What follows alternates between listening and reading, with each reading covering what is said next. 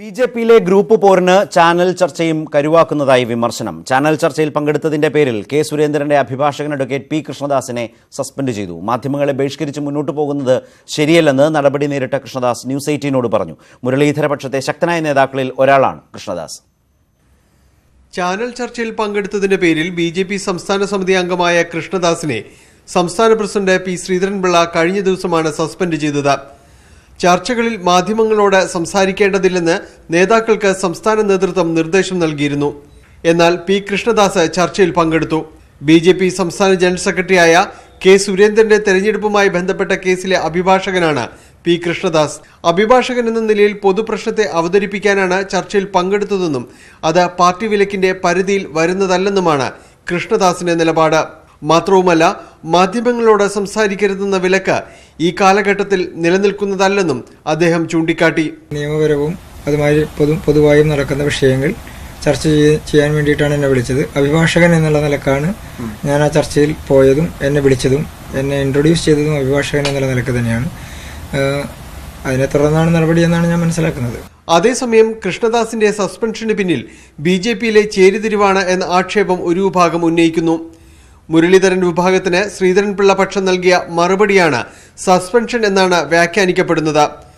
ശബരിമല സമരം ആസൂത്രണം ചെയ്ത് നടപ്പാക്കുന്നതിൽ പാർട്ടി അധ്യക്ഷന്റെ കണക്കുകൂട്ടൽ തെറ്റിയെന്നും അതുകൊണ്ട് സമരം പരാജയപ്പെടുന്ന അവസ്ഥയുണ്ടായെന്നും ഒരു വിഭാഗം വാദിക്കുന്നു. പി കൃഷ്ണദാസിന്റെ സസ്പെൻഷൻ വരും ദിവസങ്ങളിൽ ഗ്രൂപ്പ് പോര് വർദ്ധിപ്പിക്കുമെന്നാണ് വിലയിരുത്തപ്പെടുന്നത്. ഡാനി പോൾ, ന്യൂസ് 18 കൊച്ചി. ഇപ്പോൾ വിവരങ്ങളുമായി ഡാനി പോൾ ചേരുകയാണ്. ഡാനി പോൾ, വളരെ പ്രധാനപ്പെട്ട ഒരു അഭിഭാഷകനാണ്, സംസ്ഥാന സമിതി അംഗമാണ്. ആ നിലയ്ക്കൊക്കെയുള്ള ഒരാളെയാണ് ഇപ്പോൾ അഡ്വക്കേറ്റ് കൃഷ്ണദാസിനെയാണ് സസ്പെൻഡ് ചെയ്തിരിക്കുന്നത്. അതിൻ്റെ ഏക കാരണം ഈ പാർട്ടി തീരുമാനം ലംഘിച്ച് ചാനൽ ചർച്ചകളിൽ, മാധ്യമ ചർച്ചകളിൽ പങ്കെടുത്തു, ദൃശ്യമാധ്യമങ്ങളിൽ പ്രത്യക്ഷപ്പെട്ടു എന്നുള്ളതാണോ പ്രശ്നം?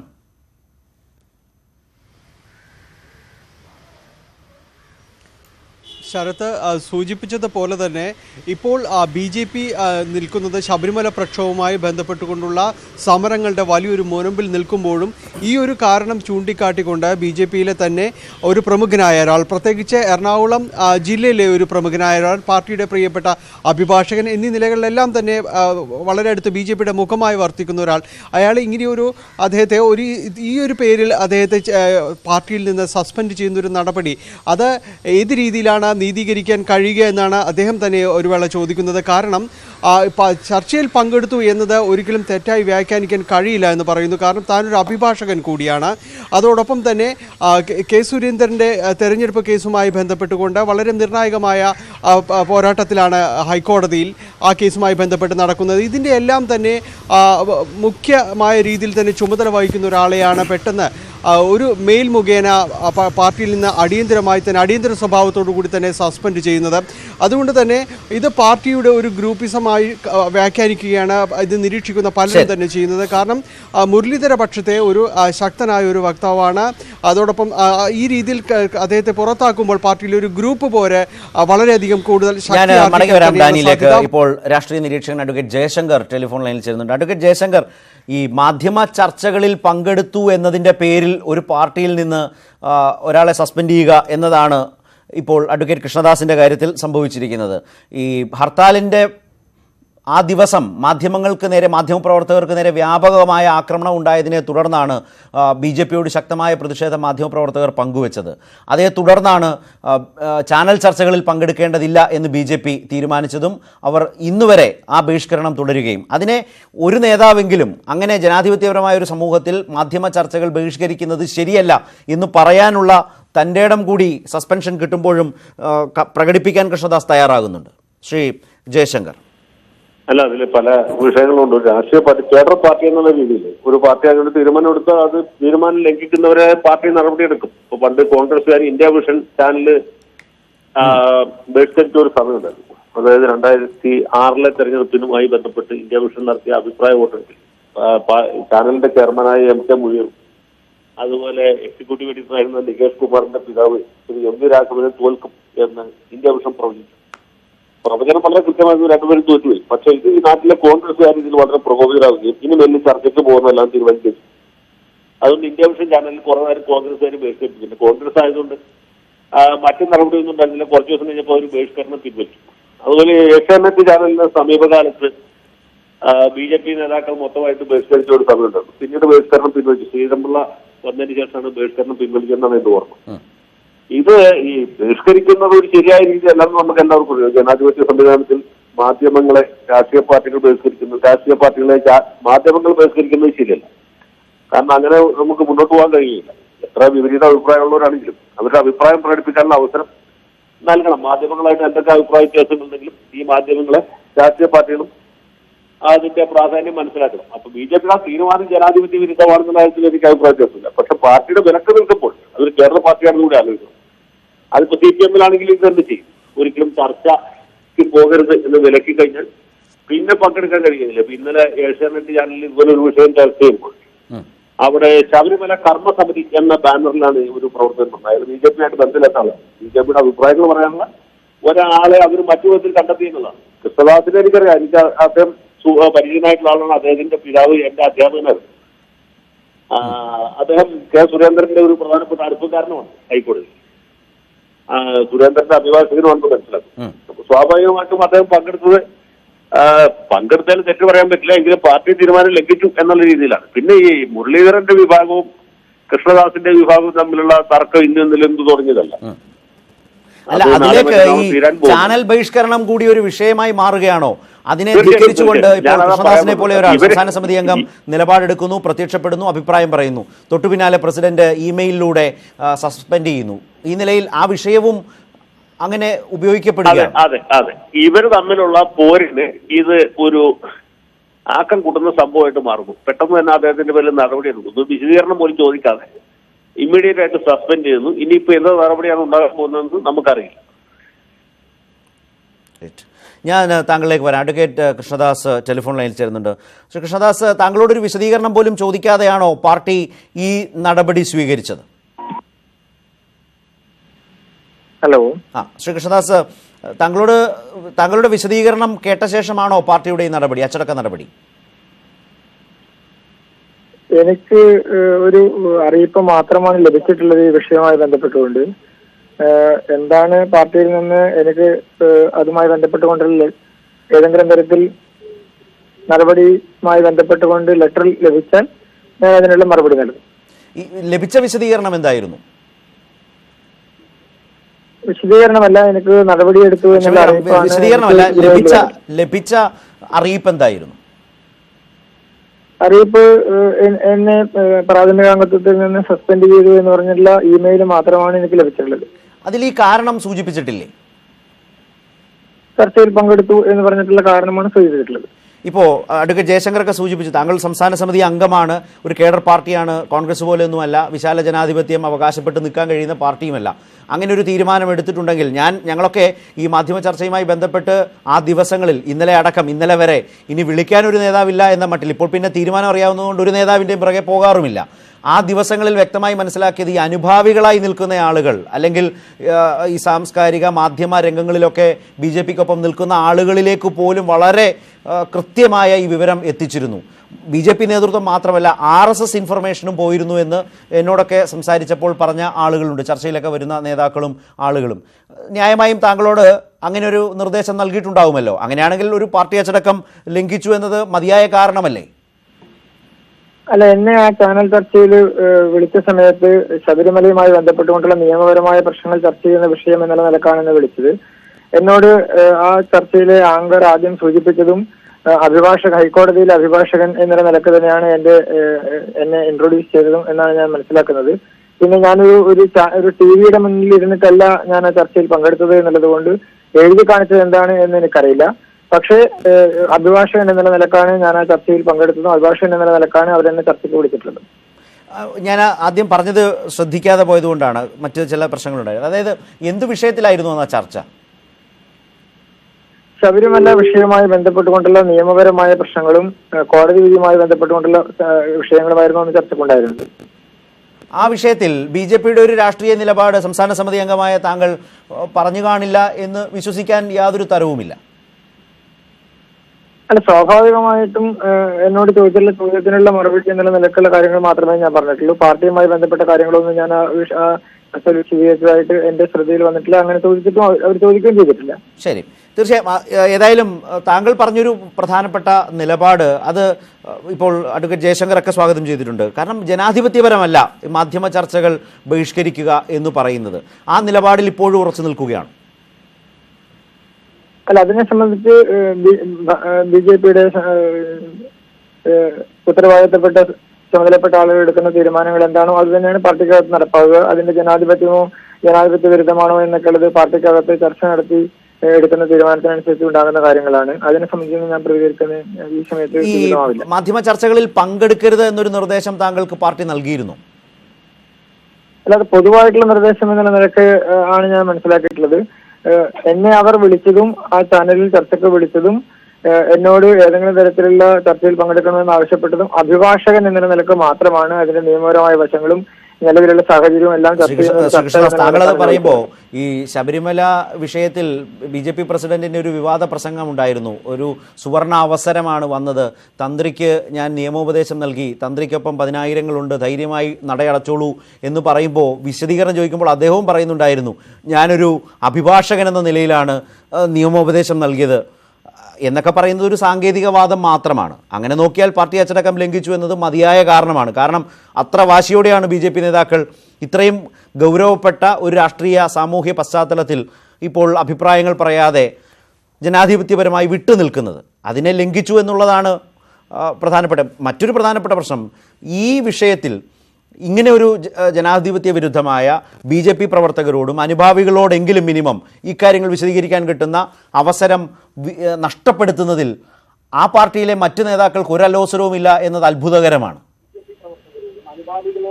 അല്ല, BJP-യെ സംബന്ധിച്ച് അതിന്റെ സംഘടനാ സംവിധാനം ഉപയോഗിച്ചുകൊണ്ടാണ് പാർട്ടി പ്രവർത്തകരോട് കാര്യങ്ങൾ വിശദീകരിക്കുന്നത്. പാർട്ടി പ്രവർത്തകൻ എന്ന നിലക്ക് എനിക്കറിയാവുന്നതും അങ്ങനെ തന്നെയാണ്. ഞാൻ അനുഭാവി എന്ന് പ്രത്യേകം എടുത്തു പറഞ്ഞിരുന്നു. മാധ്യമങ്ങളുടെ റോള് ജനാധിപത്യ സംവിധാനത്തിൽ എടുക്കുമ്പോൾ അതിന്റെ ഭാഗമായി ഒരു രാഷ്ട്രീയ പാർട്ടി എന്ന നിലക്ക് ഭാരതീയ ജനതാ പാർട്ടിക്ക് അതിന്റെ ഭാഗമായി നിന്നേ പറ്റൂ സ്വാഭാവികമായിട്ടും. നിലവിലുള്ള സാഹചര്യത്തെ സംബന്ധിച്ചിടത്തോളം പാർട്ടി നേതൃത്വം എന്താണോ തീരുമാനിക്കുന്നത് അതനുസരിച്ച് തന്നെയാണ് അതിന്റെ കാര്യങ്ങൾ ഉണ്ടാവുക. ഇപ്പോൾ തന്നെ ഈ വിഷയത്തിൽ ഞാൻ മനസ്സിലാക്കുന്നത് ശ്രീ KVS ഹരിദാസിനെ വിളിച്ചിരുന്നു, ജന്മഭൂമിയുടെ മുൻ ചീഫ് എഡിറ്റർ. അദ്ദേഹം പറഞ്ഞത് ഈ പാർട്ടി തീരുമാനമുള്ളതുകൊണ്ട് പ്രതികരിക്കാൻ തരമില്ല എന്നാണ് അദ്ദേഹവും പറഞ്ഞത്. അത് ലംഘിച്ച കേരളത്തിലെ ഏക BJP നേതാവ് താങ്കളാണ്. അല്ല, ഞാൻ അതുകൊണ്ടാണ് നേരത്തെ സൂചിപ്പിച്ചത്, എന്നെ ചർച്ചയ്ക്ക് വിളിച്ചതും എന്നോട് ചർച്ചയിൽ പങ്കെടുക്കണമെന്ന് ആവശ്യപ്പെട്ടതും അഭിഭാഷകൻ എന്ന നിലക്കാണ്. ഹൈക്കോടതി അഭിഭാഷകൻ എന്നതിനെയാണ് എന്നെ ഇൻട്രൊഡ്യൂസ് ചെയ്തത്. അതുകൊണ്ടാണ് ഞാൻ ആ ചർച്ചയിൽ പങ്കെടുത്തത്. പാർട്ടിയുമായി ബന്ധപ്പെട്ടുകൊണ്ടുള്ള കാര്യങ്ങളാണെങ്കിൽ ഞാൻ തീർച്ചയായും ഇനിയാണെങ്കിലും പിന്നീടാണെങ്കിലും നേരത്തെ ആണെങ്കിലും ഞാൻ പങ്കെടുക്കില്ല. അത് പാർട്ടി തീരുമാനത്തോടൊപ്പം നിൽക്കുന്ന അച്ചടക്കമുള്ള പാർട്ടി പ്രവർത്തകനാണ് എന്നല്ലേ പറഞ്ഞു വന്നത്? അത് സംശയമില്ലാത്ത കാര്യമാണ്. എന്നെ അറിയുന്ന എന്റെ പാർട്ടിയിലെ നേതാക്കന്മാർക്കെല്ലാം അതറിയാം. ഞാനൊരു കാലഘട്ടത്തിലും ഒരു അച്ചടക്ക ലംഘനം നടത്തുന്ന ഒരു പാർട്ടി പ്രവർത്തനമല്ല. അങ്ങനെയുള്ള ഒരാളിനോട് ഈ നിങ്ങളൊക്കെ ഒരു അഭിഭാഷകൻ കൂടിയായുണ്ട്, സാമാന്യ നീതി പോലും ഇല്ലാതെ വിശദീകരണം പോലും ചോദിക്കാതെ സസ്പെൻഡ് ചെയ്യുക എന്ന് പറയുന്നത് ഒരു തരത്തിലും നീതീകരിക്കാവുന്നതല്ല. സ്വാഭാവികമായിട്ടും പാർട്ടി വിശദീകരണം ചോദിക്കുമെന്നാണ് ഞാൻ പ്രതീക്ഷിക്കുന്നത്. അങ്ങനെ ഒരു ലെറ്റർ എനിക്ക് ലഭിക്കുമ്പോൾ ഞാൻ അതിനുള്ള മറുപടി പാർട്ടിയുടെ സംസ്ഥാന അധ്യക്ഷന് എന്റേതായ കാര്യങ്ങൾ വിശദീകരിച്ചുകൊണ്ട് നൽകുന്നു. അത് മനസ്സിലായി. ഒരൊറ്റ കാര്യം കൂടി, പക്ഷേ ഈ തീരുമാനം എടുക്കും മുമ്പ് സംഭവിച്ചത് എന്താണ് എന്ന് ചോദിക്കേണ്ടതായിരുന്നില്ലേ? പാർട്ടി അച്ചടക്ക നടപടി രീതി അങ്ങനെയാണോ? അങ്ങനെയാണ് ഞാൻ പ്രതീക്ഷിക്കുന്നത്. അങ്ങനെ സംഭവിച്ചിട്ടില്ലല്ലോ. ഞാനല്ലല്ലോ ഉത്തരം പറയേണ്ടത്. അല്ല, ഈ പാർട്ടി രീതി എല്ലാവർക്കും ബാധകമാണല്ലോ. അത് പ്രസിഡന്റ് മാത്രം ബാധകം ഒന്ന്, മറ്റുള്ളവർക്ക് മറ്റൊന്ന് എന്ന തരത്തിലല്ലല്ലോ.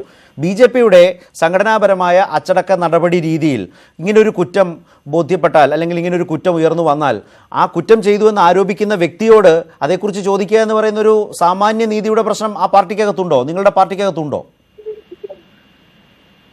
അങ്ങനെ പ്രതീക്ഷിക്കുന്നതിൽ തെറ്റില്ല.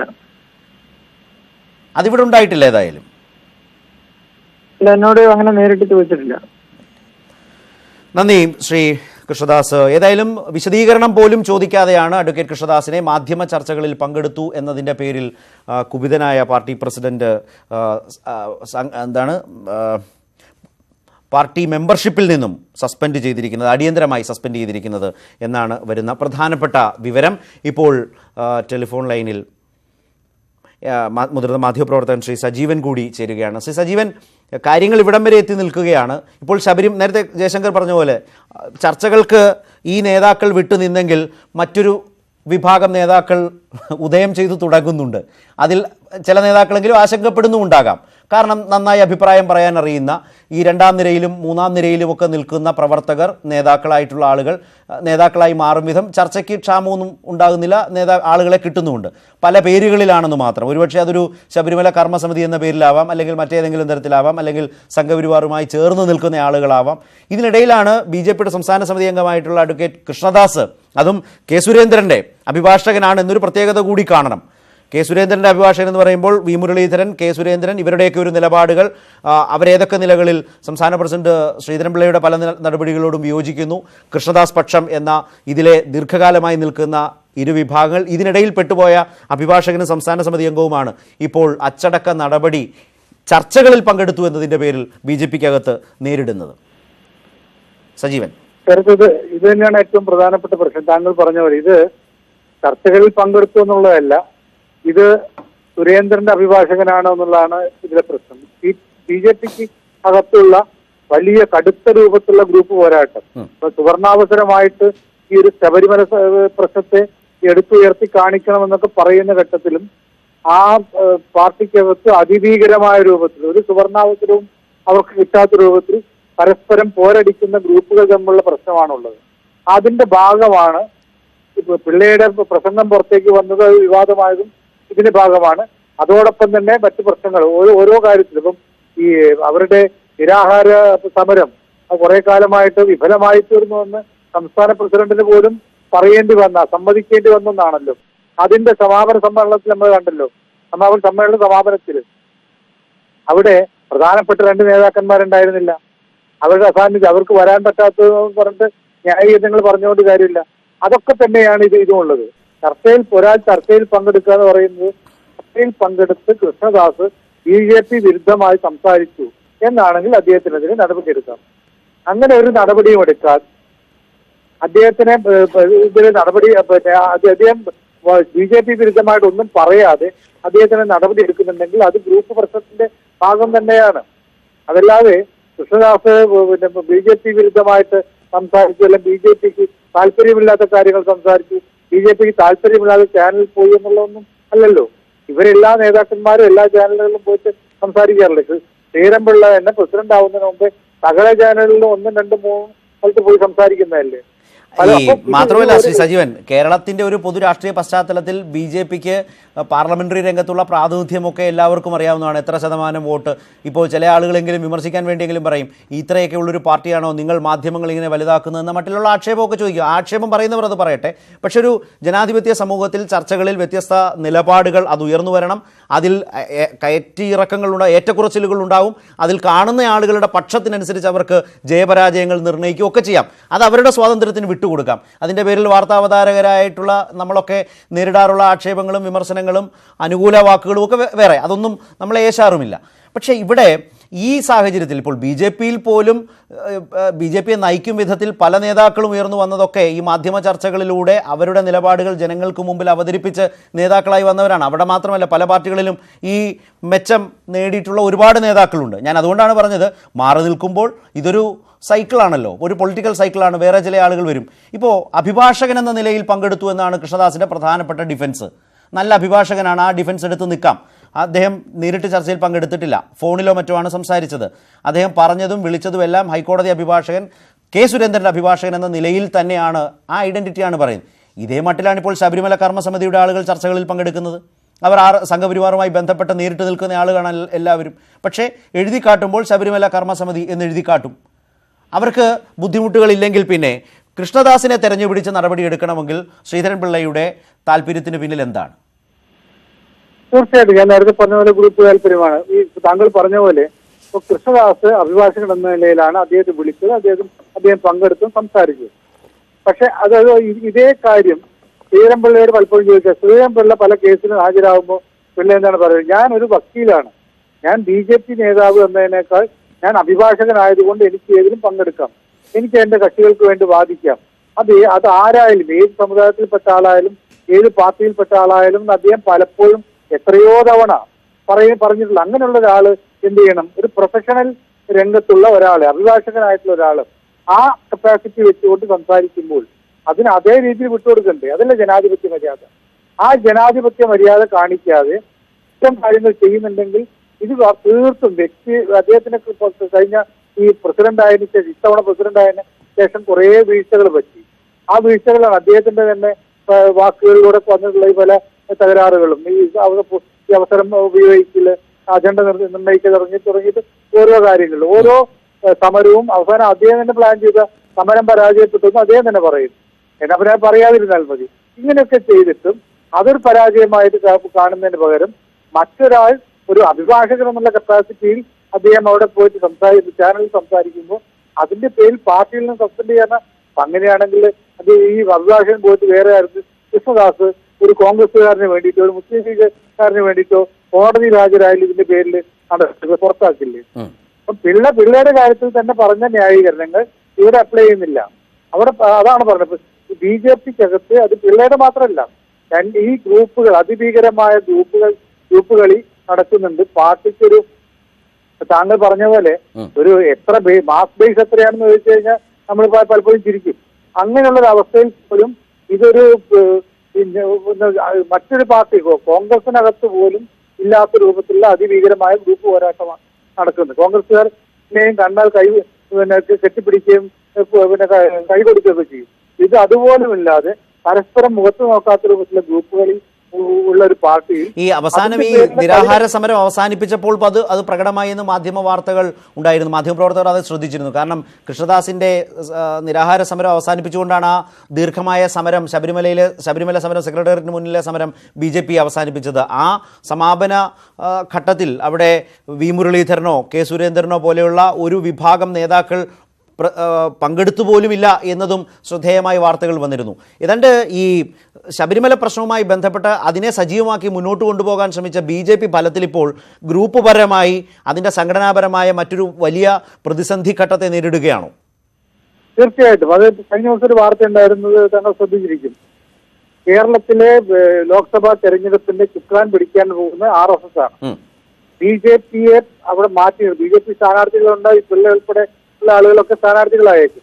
പക്ഷേ ഈ തെരഞ്ഞെടുപ്പിന്റെ ചുക്കാൻ പിടിക്കാൻ പോകുന്ന RSS ആണ് എന്ന് പറഞ്ഞാൽ BJPയുടെ സംഘടനാ ഇപ്പോഴത്തെ സംഘടനാ സംവിധാനത്തിൽ അങ്ങേയറ്റം അതൃപ്തി അവർക്ക് എന്നുള്ളതാണ്. അത് വളരെ പ്രകടമാണ്. കാരണം അങ്ങനെ സംഘം പൂർണ്ണമായിട്ടും ഇതിനെ കൺട്രോൾ വെച്ചെടുക്കുന്നത്. പലപ്പോഴും അവർ ബാക്ക് സ്ട്രീറ്റ് ഡ്രൈവിംഗ് ആണ്, പിറകിൽ നിന്നിട്ടാണ് അവർ പലപ്പോഴും നിയന്ത്രിക്കാറുള്ളത്. ഈ തരത്തിലാണ് പിറകിൽ നിന്നിട്ടല്ല, ഞങ്ങൾ മുന്നിൽ നിന്ന് തന്നെ നിയന്ത്രിക്കാൻ പോവുകയാണ് എന്നത് ഒരു കൃത്യമായ മെസ്സേജാണ് കൊടുക്കുന്നത്. മാത്രമല്ല കഴിഞ്ഞ ദിവസം നടന്നിട്ടുള്ള അയ്യപ്പ ഭക്ത സംഗമം അത് നോക്കുക, അതിന്റെ നിയന്ത്രണം പൂർണ്ണമായിട്ട് RSSനാണെന്ന് നമുക്കറിയാം. പക്ഷേ BJP നേതാക്കന്മാരെ ആ വേദിയിലേക്ക് പോലും കയറ്റിയില്ല. കാരണം അവരുടെ നേതൃത്വത്തിലാണ് എന്ന് പറയുന്നത് പലപ്പോഴും ഈ ഹിന്ദു ഐക്യത്തിന് അവിടുത്തെ വിഘാതമാവുമെന്ന് RSS ഭയക്കുന്നു. പകരം അവിടെയുള്ള ആത്മീയ നേതാക്കന്മാരെയും മറ്റുള്ള ആളുകളെയും ഒക്കെ രംഗത്ത് കൊണ്ടുവരുന്നു. അവർക്ക് ഒരു തരത്തിൽ അസ്പൃശ്യനില്ലാത്ത ആളായിട്ട് മുൻ DGP വരുന്നു. അവർക്കൊക്കെ സംസാരിക്കാൻ അവസരം കൊടുക്കുന്നു. പക്ഷേ BJPയുടെ സംസ്ഥാന പ്രസിഡന്റിനെ പോലും വേദിയിലേക്ക് കയറ്റിയിരുത്താൻ അവർ തയ്യാറാണ്. അതിനർത്ഥം ഇവരുടെ നേതൃത്വത്തിലേക്ക് കാര്യങ്ങൾ, തെരഞ്ഞെടുപ്പിന്റെ കാര്യങ്ങളും മറ്റിത്തരത്തിലുള്ള കാര്യങ്ങളൊക്കെ കൊടുത്താൽ വഷളാകുമെന്ന് കഴിഞ്ഞ ദിവസങ്ങളിലൊക്കെ ശബരിമല കിട്ടിയ സത്യത്തിൽ പിള്ള പറഞ്ഞ പോലെ സുവർണാവസരം തന്നെയായിരുന്നു BJP. പക്ഷെ അത് ഉപയോഗിക്കാൻ അവർക്ക് കഴിഞ്ഞില്ല, പൂർണ്ണ പരാജയമാവുകയും ആ പരാജയം സംസ്ഥാന പ്രസിഡന്റ് തന്നെ വ്യക്തമായി പറയും, ഞങ്ങളുടെ സമരം വേണ്ടത്ര വിജയിക്കില്ല എന്ന് അവർ തന്നെ പറയുന്നുണ്ട്. സമ്പൂർണ്ണ പരാജയം എന്നാണ് നമ്മൾ മനസ്സിലാക്കേണ്ടത്. അതിന്റെ തന്നെ കാര്യം കൊണ്ടാണ്. നന്ദി ശ്രീ സജീവൻ. നിലവിൽ BJPക്കുള്ളിൽ സംഭവിച്ചുകൊണ്ടിരിക്കുന്നതിനെക്കുറിച്ചാണ് ഇപ്പോൾ ശ്രീ സജീവൻ മുതിർന്ന മാധ്യമപ്രവർത്തകൻ സംസാരിച്ചത്. അപ്പോൾ അഡ്വക്കേറ്റ് ജയശങ്കറും ഈ അച്ചടക്ക നടപടി നേരിടുന്ന അഡ്വക്കേറ്റ് കൃഷ്ണദാസും ആണ് സംസാരിച്ചത്. അഡ്വക്കേറ്റ് കൃഷ്ണദാസ് BJPയുടെ സംസ്ഥാന സമിതി അംഗമാണ്, പാർട്ടി മെമ്പർഷിപ്പിൽ നിന്നുമാണ്, പ്രാഥമിക അംഗത്വത്തിൽ നിന്നുമാണ് സസ്പെൻഡ് ചെയ്തിരിക്കുന്നത്. ഇപ്പോൾ വാർത്ത റിപ്പോർട്ട് ചെയ്ത ഡാനി പോൾ വീണ്ടും ചേരുകയാണ്. ഡാനി, ഏതായാലും ഈ ശബരിമല സമരം വിജയദിനമായി ആഘോഷമാക്കി വിജയസമരമാക്കി തീർക്കാനായിരുന്നു സംഘപരിവാർ പൊതുവിൽ ആലോചിച്ചിരുന്നത്. പക്ഷേ അവിടെ സ്ത്രീകൾ കയറിയ ഒരു ഘട്ടം വന്നതോടുകൂടി അത് സാധ്യമല്ലാതെ വന്നു. അതേ തുടർന്ന് സമരം കൂടുതൽ ദുർബലപ്പെടുന്ന അവസ്ഥയുണ്ടായി. സമരം ആ രൂപത്തിൽ അവസാനിച്ചു. അവിടെയാണ് മാധ്യമങ്ങളെ പൂർണ്ണമായും ബഹിഷ്കരിക്കുന്ന ഒരു നിലപാടിലേക്ക് ഒരു ഘട്ടത്തിൽ BJP പോയത്. ഏതായാലും ഈ സാഹചര്യത്തിൽ BJPക്കുള്ളിലെ ഗ്രൂപ്പ് പ്രശ്നങ്ങൾ, ഇരു ഗ്രൂപ്പുകളും തമ്മിലുള്ള ഫൈറ്റിൽ ഇപ്പോൾ ഈ പറഞ്ഞ മാധ്യമങ്ങൾ ഒരു കരുവാകുകയാണോ, മാധ്യമ ചർച്ചകൾ ഒരു പ്രശ്നമായി മാറുകയാണോ?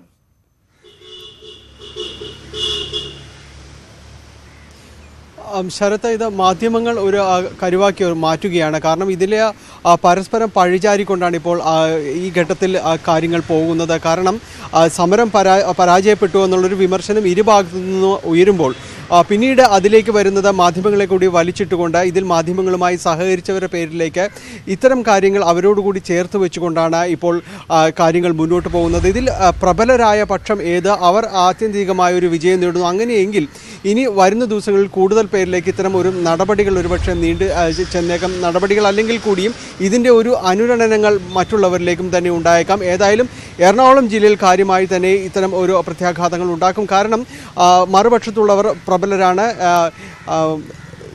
കൃഷ്ണദാസ് പക്ഷത്തുള്ളവർക്കാണ് കൂടുതലായ, PK കൃഷ്ണദാസ് പക്ഷത്തുള്ളവർക്കാണ് ഇതിൽ കൂടുതലായിട്ടുള്ള ഒരു മുൻതൂക്കമുള്ളത്. N രാധാകൃഷ്ണനും അതോടൊപ്പം തന്നെ MT രമേശും അടക്കമുള്ളവർക്ക് ഒരു ആധിപത്യം എറണാകുളം ജില്ലയിലും തന്നെയുണ്ട്. അതിൻ്റെ ഒരു പ്രകട സ്വഭാവം തന്നെയാണ് ഇപ്പോൾ ഈ ഒരു സസ്പെൻഷനെയും കൂട്ടി വായിക്കാൻ കഴിയുക. അങ്ങനെയെങ്കിൽ വരുന്ന ദിവസങ്ങളിൽ ഇതിൻ്റെ ഒരു കൂടുതൽ പേരിലേക്ക് ഒരുപക്ഷെ ഇനി മാധ്യമങ്ങളുമായി സഹകരിച്ചതിൻ്റെ പേരിലോ അല്ലെങ്കിൽ ഒരുപക്ഷെ വീണ്ടും ഈ ശബരിമല സമരവുമായി ബന്ധപ്പെട്ട പേരിലേക്കോ നടപടികൾ നീട്ടിച്ചെന്നേക്കാം. ശരത്. ശരി, ഡാനി പോളാണ് ഈ പ്രധാനപ്പെട്ട വിവരം ഇപ്പോൾ റിപ്പോർട്ട് ചെയ്തത്.